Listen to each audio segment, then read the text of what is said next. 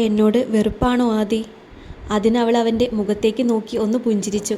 ശേഷം മുഖമുയർത്തി അവൻ്റെ നെറ്റിയിൽ അമർത്തി ചുംബിച്ചു. അഭിയുടെ കണ്ണുകൾ മിഴിഞ്ഞു വന്നു. ആദിയിൽ നിന്ന് കിട്ടുന്ന ആദ്യത്തെ ചുംബനം. അവൻ്റെ ഹൃദയം മിടിക്കാൻ മറന്നു നിന്നു. ചുണ്ടുകൾ അടർത്തി മാറ്റി ആദി അവൻ്റെ കണ്ണുകളിലേക്ക് നോക്കി. നിറഞ്ഞ തുളുമ്പാൻ നിൽക്കുന്ന അവൻ്റെ കണ്ണുകൾ കാണുമ്പോൾ അവളുടെ ഉള്ളു നിറയെ അവനോടുള്ള വാത്സല്യവും പ്രണയവും കൊണ്ട് നിറഞ്ഞു. അവൻ്റെ നെറ്റിയിൽ തൻ്റെ തല മുട്ടിച്ച് കണ്ണടച്ച് നിന്നു അവൾ. അവൻ്റെ കവിളിലൂടെ ഒഴുകിയിറങ്ങുന്ന കണ്ണുനീരിനെ തൻ്റെ വിരലുകളാൽ തുടച്ചു മാറ്റി. അവരുടെ നിശ്വാസം മാത്രം ആ ശീതീകരിച്ച മുറിയിൽ നിറഞ്ഞു നിന്നു. ആദിയുടെ ശ്വാസം അവൻ്റെ ചുണ്ടുകളിൽ പതിയുന്നുണ്ടായിരുന്നു. I am not a fool to lose you Abi. കാറ്റുപോലെ അത്രയും ആർദ്രമായി അവളുടെ സ്വരം പുറത്തേക്ക് വന്നു. ഒരു വേള താൻ കേൾക്കുന്നതും അനുഭവിക്കുന്നതും ഒരു സ്വപ്നമാണെന്ന് തോന്നി അവന്. കണ്ണുകൾ തുറന്നാൽ അവയെല്ലാം മാഞ്ഞു പോകുമോ എന്ന് അവൻ ഭയപ്പെട്ടു. അവൾ പതിയെ അവൻ്റെ കണ്ണുകളിൽ ചുണ്ടു ചേർത്തു. അവൻ്റെ നനഞ്ഞ കണ്ണുകളിലെ ഉപ്പുരസം ചുണ്ടുകളിലൂടെ അവളുടെ വായിലേക്ക് പടർന്നു.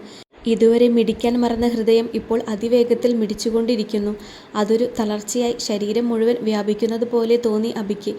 ആദി അകന്നു മാറാൻ ഒരുങ്ങിയതും അവളെ വലിച്ച് തന്നോട് ചേർത്ത് ഇറുകെ പുണർന്നു അവൻ. അവളുടെ കഴുത്തിലേക്ക് മുഖം പൂഴ്ത്തി ഇരു കൈകളാൽ വരിഞ്ഞു മുറുക്കി. അവൻ്റെ കൈകളുടെ വേദന പോലും അവൻ അറിയുന്നുണ്ടായിരുന്നില്ല. ഇത്രയും കാലം താൻ എന്തിനാണോ കാത്തിരുന്നത് അത് സംഭവിച്ചിരിക്കുന്നു. ആദി തന്നെ അംഗീകരിച്ചു തുടങ്ങിയിരിക്കുന്നു. സന്തോഷമോ സങ്കടമോ അങ്ങനെ എന്തൊക്കെയോ മനസ്സിൽ വന്നു നിറയുന്നു. പുണർന്നിട്ടും മതിയാവാത്തതുപോലെ എന്തൊക്കെയോ പറയാനുണ്ട് അവളോട്. പക്ഷേ ഒരു വാക്കുപോലും പുറത്തു വരുന്നില്ല. അക്ഷരങ്ങൾ പുറത്തു വരുമ്പോൾ ഇപ്പോഴനുഭവിക്കുന്നതിൻ്റെ തീവ്രത നഷ്ടമാകുമെന്ന് ഹൃദയം ഭയന്നിരിക്കാം. തന്നിൽ മുറുകുന്ന അഭിയുടെ കൈകൾ വേദനിപ്പിക്കുന്നുണ്ടെങ്കിലും ആദി അവനെ ചേർത്ത് തന്നെ പിടിച്ചു. വിശ്വാസം വരട്ടെ, താൻ അവൻ്റേത് മാത്രമാണെന്ന് അവൻ ഉറപ്പിക്കട്ടെ. മനസ്സിൽ പറഞ്ഞുകൊണ്ട് അവൾ അവൻ്റെ പുറത്ത് തലോടിക്കൊണ്ടിരുന്നു. അത് മനസ്സിലാക്കിയെന്ന പോലെ അവൻ്റെ ഉള്ളും പറയുന്നുണ്ടായിരുന്നു, എൻ്റെയാണ്, എൻ്റേത് മാത്രം. ഡാ. വാതിൽക്കൽ നിന്നുള്ള ഹാഷിയുടെ ശബ്ദം കേട്ടാണ് അവർ അടർന്നു മാറിയത്. അഭിക്ക് ഹാഷിയെ നോക്കാൻ ബുദ്ധിമുട്ട് തോന്നി. അത് മനസ്സിലാക്കിയ ഹാഷി അവനടുത്തേക്ക് വന്നു. നിങ്ങൾ രണ്ടാളും ഒന്നായപ്പോൾ എന്നെ ഒഴിവാക്കി അല്ലേ? കുശുമ്പ് പിടിച്ച അവൻ്റെ മുഖം കണ്ട് ചിരിച്ചുകൊണ്ട് രണ്ടുപേരും അവന് നേരെ കൈനീട്ടി. ഹാഷിയും അവരെ ചേർത്ത് പിടിച്ചു. അപ്പോഴാണ് ഷാ അങ്ങോട്ട് വന്നത്. അഭിയോട് പറഞ്ഞു. ആദിയുമായി അയാൾ വീട്ടിലേക്ക് പോയി. നീ പോകുന്നില്ലേ? നിന്റെ ഉപ്പ വരുന്നത് വരെ നിന്റെ കൂടെ ഉണ്ടാവണമെന്ന് കൽപ്പിച്ചിട്ടാ വാപ്പി പോയത്. സോറി ഡാ ഹാഷി. ആദിയോട് പറഞ്ഞതിന് ശേഷം ആദ്യം തന്നെ നിന്നോടെല്ലാം പറയണമെന്ന് കരുതിയിരുന്നതാണ്. പക്ഷേ എല്ലാം തകിടം മറിഞ്ഞു. നീ അത് വിട്. ദീ എന്നോട് എല്ലാം പറഞ്ഞു. പിന്നെ ഞാനും അപ്പോഴത്തെ ദേഷ്യത്തിന് എന്തൊക്കെയോ പറഞ്ഞില്ലേ? നിങ്ങൾ രണ്ടാളും ഒന്നാവുന്നതിൽ ഏറ്റവും സന്തോഷിക്കുന്നത് ഞാനാവില്ലേടാ. മാറ്റി നിർത്തി എന്ന് തോന്നിയപ്പോൾ ഉണ്ടായ ഒരു വിഷമം. ഇപ്പോൾ അത് മാറി. മാത്രമല്ല ദീ നിന്നെ പ്രണയിക്കുമെന്ന് കരുതിയില്ല. ഇന്ന് നിനക്ക് ആക്സിഡൻ്റ് ആയപ്പോൾ അവളെ കാണുന്നത് വരെ ജീവനുണ്ടോ എന്ന് പോലും സംശയമായിരുന്നു.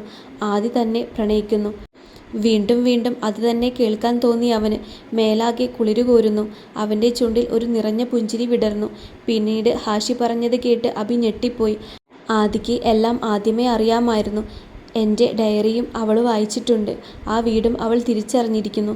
അഭിക്ക് ഒരേ സമയം സങ്കടവും സന്തോഷവും തോന്നി. എല്ലാം അറിഞ്ഞിട്ടാണ് അവൾ എൻ്റെ മുന്നിൽ നിന്നിരുന്നത്. അവളോടുള്ള ഇഷ്ടം ഹൃദയം കവിഞ്ഞൊഴുകുന്നത് അവൻ അറിയാൻ കഴിഞ്ഞു. ഇരുട്ടിൽ നിൽക്കുന്ന രൂപത്തിനു മുന്നിൽ അയാൾ തല താഴ്ത്തി നിന്നു. അയാളുടെ കവിളിൽ കൈപ്പാടുകൾ നന്നായി പതിഞ്ഞിരുന്നു. നിന്നെയൊക്കെ എന്തിനു കൊള്ളാം? ഇത്രയും നല്ലൊരു അവസരം കിട്ടിയിട്ട് അതും നശിപ്പിച്ചു വന്നിരിക്കുന്നു. ഇനി ഒറ്റ ഒന്നിനെ എൻ്റെ കൺമുന്നിൽ കണ്ടേക്കരുത്. പൊക്കോ. അയാൾ പോയതും അങ്ങോട്ടേക്ക് മറ്റൊരാൾ കടന്നു വന്നു. ഈ അവസരം നമുക്ക് നഷ്ടമായി. ഇനി എന്ത്? എന്താണെങ്കിലും പെട്ടെന്ന് വേണം. ഇന്നത്തെ ആക്സിഡൻറ്റിൽ സംശയം തോന്നുന്നതിന് മുൻപ് കൊലപാതക ശ്രമമാണ് എന്ന് ആ പെണ്ണെങ്ങാനും അറിഞ്ഞാൽ പിന്നെ നമ്മുടെയൊക്കെ അവസാനമായിരിക്കും. വെറുമൊരു പെണ്ണല്ലേ, അവൾ എന്തു ചെയ്യാനാ? അതിന് ആ രൂപം അവനെ നോക്കി ഒന്ന് പുച്ഛിച്ചു ചിരിച്ചു. ബെഡിൽ കണ്ണടച്ച് മലർന്നു കിടക്കുകയായിരുന്നു ആദി. ആരോ തൻ്റെ അടുത്ത് വന്നിരിക്കുന്നത് പോലെ തോന്നിയതും അവൾ കണ്ണു തുറന്നു നോക്കി. ഹന. എന്താടാ? ഹന അവൾക്ക് മുന്നിൽ മുട്ടുകുത്തിയിരുന്ന് അവളുടെ കൈകൾ കൂട്ടിപ്പിടിച്ചു. ഇഷ്ടമായത് കൊണ്ടാ, എനിക്ക് ഒരുപാട് ഇഷ്ടമായത് കൊണ്ടാ ഞാനിന്ന് അങ്ങനെയൊക്കെ ചെയ്തത്. അവൻ ഇത്തയെയാണ് സ്നേഹിക്കുന്നത് എന്നറിഞ്ഞപ്പോൾ അത് എല്ലാവരും അറിഞ്ഞാൽ അവനെ തടയുമല്ലോ എന്ന് കരുതി ചെയ്തതാ. അതുമൂലം അവന് അപകടമുണ്ടാകുമെന്നൊന്നും കരുതിയില്ല. ഇത്ത ഒന്ന് പറയൂ അവനോട് എന്നെ സ്നേഹിക്കാൻ. ഇത്ത പറഞ്ഞാൽ അവൻ കേൾക്കും. ഒന്ന് പറയോ പ്ലീസ്. ഹന പറയുന്നത് കേട്ടുകൊണ്ടാണ് സബീന അങ്ങോട്ട് വന്നത്. അവളുടെ കരച്ചിൽ കേട്ട് സബീനയ്ക്ക് വിഷമം തോന്നി. അവൾ ഹനയെ പിടിച്ചെഴുന്നേൽപ്പിച്ചു. സ്നേഹം എന്ന് പറയുന്നത് ആരെങ്കിലും പറഞ്ഞതുകൊണ്ടോ അല്ലെങ്കിൽ നിർബന്ധിച്ചതുകൊണ്ടോ ഉണ്ടാകുന്ന ഒന്നല്ല മോളെ. അത് നീ മനസ്സിലാക്കണം. അപ്പോൾ അവൻ ചെയ്യുന്നതോ? അവനും ഇല്ലാത്ത സ്നേഹം പിടിച്ചു വാങ്ങാൻ ശ്രമിക്കുകയായിരുന്നില്ലേ? എനിക്കും ഇഷ്ടമാണ് അവനെ. ഇനി കൂടുതൽ സംസാരം വേണ്ട എന്ന പോലെ ആദി ഉറക്കെ പറഞ്ഞു. അവളുടെ കണ്ണുകളിൽ ദേഷ്യം നിറഞ്ഞു നിന്നിരുന്നു. അത് കേട്ട് രണ്ടുപേരും അവളെ വെട്ടിത്തിരിഞ്ഞു നോക്കി. അവസാന പ്രതീക്ഷയും നഷ്ടമാവുന്നത് ഹന തിരിച്ചറിഞ്ഞു. അവൾ കരഞ്ഞുകൊണ്ട് പുറത്തേക്ക് പോയി. ആദി, നീ അവനെ ശരിക്കും സ്നേഹിക്കുന്നുണ്ടോ? അതോ ഹന അവനെ വെറുതെ വിടാൻ വേണ്ടി മാത്രം പറഞ്ഞതാണോ? അവനേക്കാൾ കൂടുതൽ ആർക്കെങ്കിലും എന്നെ സ്നേഹിക്കാൻ കഴിയുമോ ഉമ്മി? ഇല്ലെന്ന് സെബീനയ്ക്ക് അറിയാമായിരുന്നു.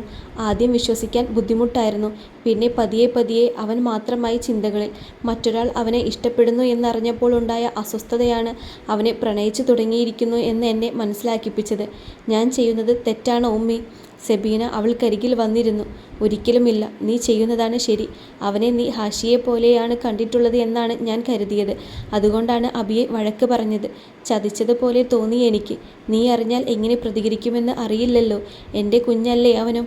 എല്ലാവരും കൂടി അവനെ ക്രൂശിക്കുന്നത് കാണാൻ കഴിയില്ലെന്ന് തോന്നിയത് കൊണ്ടാ നിങ്ങൾ വരുന്നതിന് മുൻപേ അവനെ ഇറക്കി വിട്ടത്. പക്ഷേ അതൊരു അപകടത്തിലേക്ക് നയിക്കുമെന്ന് തോന്നിയില്ല. സ്നേഹം എന്താണെന്നറിയാതെ വളർന്നവനാണവൻ. അവന് വേണ്ട മുഴുവൻ സ്നേഹവും കരുതലും കൊടുക്കാൻ നിനക്ക് മാത്രമേ കഴിയൂ. അതിലേ അവൻ തൃപ്തിയാകൂ. ഉമ്മിക്ക് സന്തോഷം മാത്രമേ ഉള്ളൂ ആദി. എൻ്റെ 3 മക്കളും എന്നും ഒരുമിച്ചുണ്ടാകുമല്ലോ. താങ്ക്സ് ഉമ്മി, അവൾ സെബീനയെ ചുറ്റിപ്പിടിച്ചുകൊണ്ട് പറഞ്ഞു.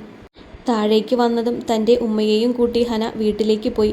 ഭക്ഷണം പോലും കഴിക്കാതെ അവൾ റൂമിനുള്ളിൽ തന്നെ ഇരുന്നു. ഹനയെ കാണാതിരുന്നതും ഹയാനും ഹക്കീമും കൂടെ അവളുടെ റൂമിലേക്ക് വന്നു. അവളെ പറഞ്ഞു മനസ്സിലാക്കാൻ ശ്രമിച്ചതും, എന്താ എൻ്റെ സ്നേഹത്തിനൊരു വിലയുമില്ലേ? എല്ലാവരും ഇത്താൻ്റെ കൂടെ നിൽക്കുന്നത് എന്തേ? എന്നോട് ആർക്കും ഒരു സ്നേഹവുമില്ല.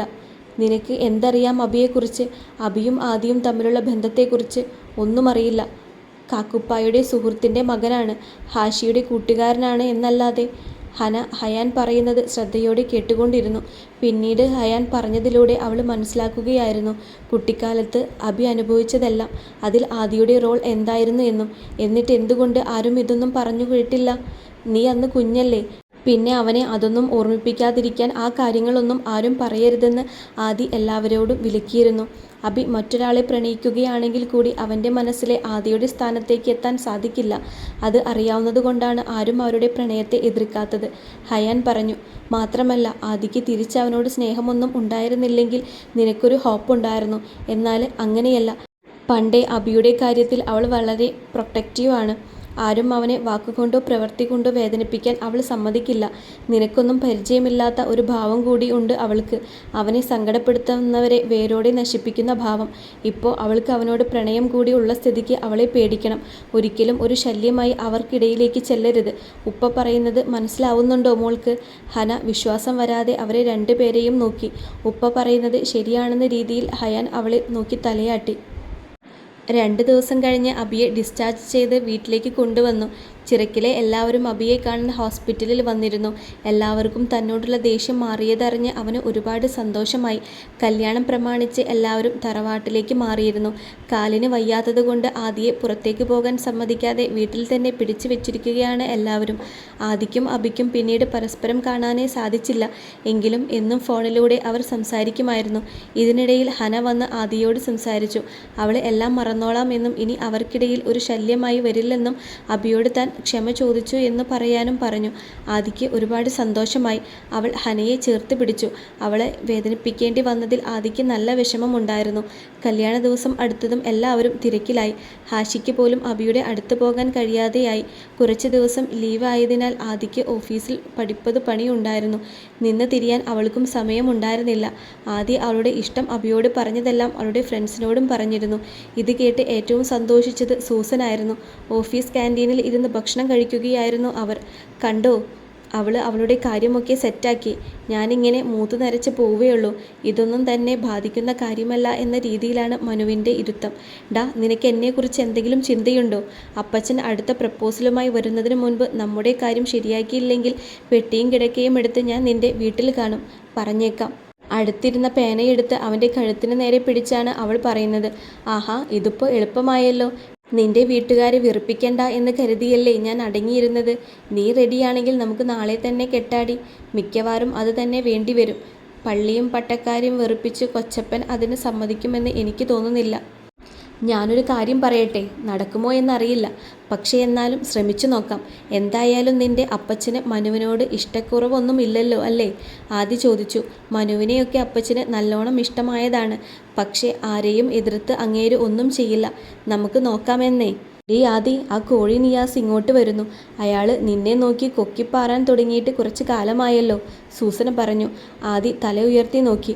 അവരുടെ ഓഫീസിലെ ഡിപ്പാർട്ട്മെൻറ്റ് ഹെഡാണ് ആള്. 2 വർഷമേ ആയിട്ടുള്ളൂ ജോയിൻ ചെയ്തിട്ട്. പുതുതായി തുടങ്ങിയ ഓഫീസിലേക്ക് സ്റ്റാഫുകളെയും ഫ്രഷ് അപ്പോയിൻമെൻറ്റ്സ് ആയിരുന്നു. GM ആയ ശ്രീധരന് മാത്രമേ ആദി ഷായുടെ മകളാണെന്നറിയുള്ളൂ. MD സ്ഥാനം എടുക്കുന്നത് വരെ ആരും അറിയണ്ട എന്നത് ആദിയുടെ തീരുമാനമായിരുന്നു. അതുകൊണ്ട് തന്നെ നിയാസും അവളെക്കുറിച്ച് അറിഞ്ഞില്ല. ആളൊരു ചെറിയ ഞരമ്പാണ്. അതേപോലെ തൻ്റെ വർക്കിൽ വളരെ എഫിഷ്യൻറ്റും. പഞ്ചാരയൊലിപ്പിക്കലല്ലാതെ വലിയ ശല്യമൊന്നും ഇല്ലാത്തതുകൊണ്ട് ആദിയും അയാളെ ഒഴിവാക്കി വിടുമായിരുന്നു. ആദിഷ, തനിക്ക് ഞാനൊരു ഫയൽ തന്നിരുന്നില്ലേ, ഇന്ന് സബ്മിറ്റ് ചെയ്യാൻ പറഞ്ഞുകൊണ്ട്? അതെ സാർ, ഈവനിങ് ആവുമ്പോഴേക്കും തരാം. വേണ്ട, അതിലെനിക്ക് കുറച്ച് ക്ലിയർ ചെയ്യാനുണ്ട്. താൻ അതുമായി ഇപ്പോൾ തന്നെ എൻ്റെ ക്യാബിനിൽ വരണം. അവിടെ ഇരുന്ന് ചെയ്യാം. അതും പറഞ്ഞ് അങ്ങേര് അവിടെ നിന്നും പോയി. കോപ്പ് ഫുഡ് കഴിക്കാനും സമ്മതിക്കില്ല. നിങ്ങൾ കഴിക്കേ, ഞാൻ അങ്ങോട്ട് ചെല്ലട്ടെ. ആദി, ഓഫീസിൽ ആരുമില്ല, എല്ലാവരും ഇവിടെ ക്യാൻറ്റീനിലാ.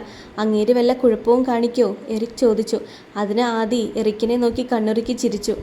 അത് കണ്ട് സൂസൻ, കർത്താവേ, ആ പോയ കുഞ്ഞാടിനെ നീ തന്നെ കാത്തോളനെ എന്ന് കുരിശ് വരച്ച് പ്രാർത്ഥിച്ചു. ആദി അയാളുടെ അടുത്തേക്ക് ഫയലുമായി ചെന്നു. നിയാസിന് എതിരായി ഇരുന്നു കൊണ്ട് അവൾ അവളുടെ ജോലി തുടങ്ങി. കുറച്ച് സമയം കഴിഞ്ഞപ്പോൾ ചെക്ക് ചെയ്യാനെന്ന രീതിയിൽ അയാൾ അവളുടെ അടുത്തേക്ക് വന്നു. കുനിഞ്ഞ് അവളുടെ ലാപ്ടോപ്പിൽ നോക്കുന്നതോടൊപ്പം മറുകൈകൊണ്ട് അവളുടെ കൈയിലൂടെ പതിയെ തലോടി കയറിയതും ആദി അയാളുടെ കൈ പിടിച്ച് വിരലുകൾ പിറകോട്ടൊടിച്ചു. അയാളിൽ നിന്ന് ഒരു ആർത്തനാദമുയർന്നു. അവള് ആ കൈ വിടാതെ തന്നെ കസേരയിൽ നിന്നും എഴുന്നേറ്റു. വേദന കൊണ്ട് അയാൾ മുട്ടുകുത്തി നിലത്ത് ഇരുന്നു.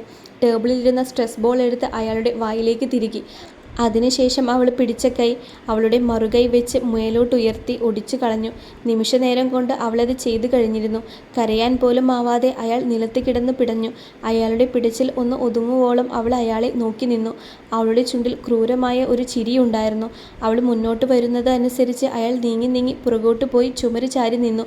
അടുത്തെത്തിയതും അവൾ അയാൾക്ക് മുന്നിൽ മുട്ടുമടക്കിയിരുന്നു. അയാളെ നോക്കി ഒന്ന് പുച്ഛിച്ച് ചിരിച്ചു. പെട്ടെന്ന് തന്നെ അവളുടെ കൈ അവൻ്റെ മർമ്മസ്ഥാനത്ത് മുറുകി. അവൻ്റെ കണ്ണുകൾ പുറത്തേക്ക് ഉന്തി വന്നു. വേദന കൊണ്ട് ശ്വാസം വിലങ്ങി. വീണ്ടും അവളുടെ കയ്യിലിൻ്റെ മുറുക്കം കൂടി. അവൻ്റെ വേദന ഒരു ചിരിയോടെ അവൾ ആസ്വദിച്ചു. അവൻ്റെ മുഖത്തോട് തൻ്റെ മുഖം അടുപ്പിച്ചു.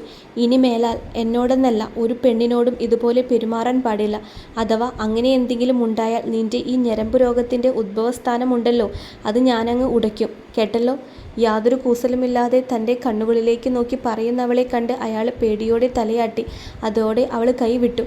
ഫയൽ ഞാൻ ശ്രീധർ സാറിനെ ഏൽപ്പിച്ചോളാം. അവൻ്റെ വായിലെ സ്ട്രെസ് ബോൾ പുറത്തെടുത്തുകൊണ്ട് അവൾ പറഞ്ഞു. അവൾ തന്നെ സെക്യൂരിറ്റിയെ വിളിച്ച് അയാളെ ഹോസ്പിറ്റലിലേക്ക് പറഞ്ഞയച്ചു. അപ്പോഴേക്കും സ്റ്റാഫ്സ് എല്ലാവരും തിരികെ എത്തിയിരുന്നു.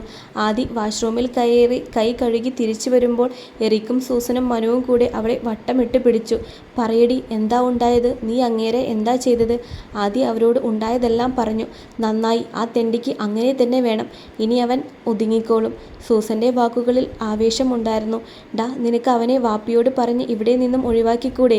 ഇനിയും അയാൾ വേറെ വല്ല പെൺകുട്ടികളോടും ഇതുപോലെ ചെയ്താലോ? നിങ്ങൾക്കും അതൊരു ചീത്തപ്പേരാവും. വേണ്ടടാ, ഇപ്പോൾ വേണ്ട. കുറച്ച് മാസം കൂടി കഴിഞ്ഞാൽ നീ MD ആയി കയറില്ലേ? അപ്പോൾ ആദ്യം തന്നെ അവൻ്റെ കാര്യം തീരുമാനമാക്കണം. ആ സമയത്തെ അവൻ്റെ ഇഞ്ചി കടിച്ച മുഖം എനിക്കൊന്ന് കാണണം. അതുവരെ അയാളൊന്നും ചെയ്യാതെ നമുക്ക് നോക്കാം. സൂസൻ എല്ലാവരെയും പറഞ്ഞ് സമ്മതിപ്പിച്ചു. 2 ദിവസം കൂടി കടന്നുപോയി. നാളെയാണ് തറവാട്ടിൽ വിവാഹം. ഇന്ന് രാത്രി മെഹന്തി ഫംഗ്ഷനാണ്. 2 പെൺകുട്ടികളുടെയും വീട്ടിലേക്ക് 2 ഗ്രൂപ്പായാണ് എല്ലാവരും പോകുന്നത്. എല്ലാവരും അതിൻ്റെ തിരക്കുകളിലേക്ക് കടന്നു. ഫോണിൽ ഫ്രണ്ട്സുമായി സംസാരിക്കുകയായിരുന്നു അബി. ആക്സിഡൻ്റായ വിവരം അവരോട് പറയാത്തതിനുള്ള തെറിയെല്ലാം കേട്ട് ഇരിക്കുകയാണ് അവൻ. അവസാനം മുറിവൊക്കെ ഫോട്ടോ എടുത്ത് അയച്ചാണ് അവരെ സമാധാനിപ്പിച്ചത്. കൂടെ അവൻ എല്ലാ കാര്യവും അവരോട് പറഞ്ഞു. ആദ്യം അവർക്ക് വിശ്വസിക്കാനായില്ലെങ്കിലും അവൻ്റെ ശബ്ദത്തിലെ സന്തോഷം കണ്ട് അവർക്ക് ഉറപ്പായി. തങ്ങളുടെ സുഹൃത്തിൻ്റെ പ്രണയം പൂവണിഞ്ഞതിൽ അവരും സന്തോഷിച്ചു. ഫോൺ വെച്ചതും അവൻ ആദിയുടെ ഫോട്ടോയും നോക്കി കിടന്നു. എന്നെ മറന്നുപോയോ ആദി? കല്യാണത്തിരക്കും ഓഫീസ് തിരക്കും എല്ലാം കഴിഞ്ഞ് എന്നാണ് നിന്നെ എനിക്ക് മാത്രമായി കിട്ടുന്നത്? അന്നത്തെ ദിവസം എൻ്റെ ഹാർട്ട് ഇടിപ്പിച്ച് കൊല്ലാൻ നോക്കിയിട്ട് പോയതല്ലേ? പിന്നെ നിന്നെ കാണാനേ കഴിഞ്ഞിട്ടില്ല എനിക്ക്. ആകെ ഉണ്ടായിരുന്നത് ഒരു ഫോൺ കോളാണ്. ഇന്നിനി അതും ഉണ്ടാവുമെന്ന് തോന്നുന്നില്ല. എല്ലാവരുമായി ആഘോഷിക്കുകയാവും നീ അല്ലേ? ഇവിടെ ഒരാൾ നിന്നെ മാത്രം ഓർത്ത് ഉറങ്ങാതെ ഇരിക്കുന്നത് നിനക്ക് ഓർമ്മ പോലും ഇല്ലേ പെണ്ണേ? നോക്കിക്കോ, നമ്മുടെ വിവാഹം കഴിഞ്ഞാൽ കുറച്ചു ദിവസത്തിന് നീയുമായി ഞാൻ ദൂരെ എവിടേക്കെങ്കിലും പോകും. അവിടെ ആരുടെയും ശല്യമില്ലാതെ നീയും ഞാനും മാത്രം. അന്ന് നീ എൻ്റേത് മാത്രമായിരിക്കും. മറ്റൊരു ചിന്തയും നിന്റെ മനസ്സിലേക്ക് വരാൻ ഞാൻ സമ്മതിക്കില്ല. ഓരോന്ന് ചിന്തിച്ചും പറഞ്ഞും ഇരിക്കുമ്പോഴാണ് അവൻ്റെ ഫോൺ റിങ് ചെയ്തത്. ആദിയായിരുന്നു അത്. ഉറങ്ങിയോ നീ? ഇല്ല. എന്താ നിന്റെ ശബ്ദത്തിനൊരു ഖനം? എന്തു പറ്റി? ഞാൻ കരുതി തിരക്കിൽപ്പെട്ട് നീ എന്നെ മറന്നുപോയെന്ന്. അവൻ്റെ കുശുമ്പ് പിടിച്ച സ്വരം കേട്ട് അവൾക്ക് ചിരി വരുന്നുണ്ടായിരുന്നു. ചിരിക്കണ്ട. അന്നത്തെ ദിവസത്തിന് ശേഷം ഒന്ന് കണ്ടിട്ട് പോലുമില്ല. എനിക്ക് വയ്യാത്തത് കൊണ്ടാ? ഇല്ലെങ്കിൽ ഒന്നുമില്ല. ഞാൻ ഉറങ്ങാൻ പോവാ. എനിക്കും ഒന്ന് ഉറങ്ങണം. നീ ഈ ബാൽക്കണി ഡോർ ഒന്ന് തുറന്നു തരുമോ? എന്ത്? അബി കിടക്കയിൽ നിന്നും ഞെട്ടി എഴുന്നേറ്റു. ഓ, ശബ്ദമുണ്ടാക്കാതെ വന്ന് വാതിൽ തുറക്കടാ.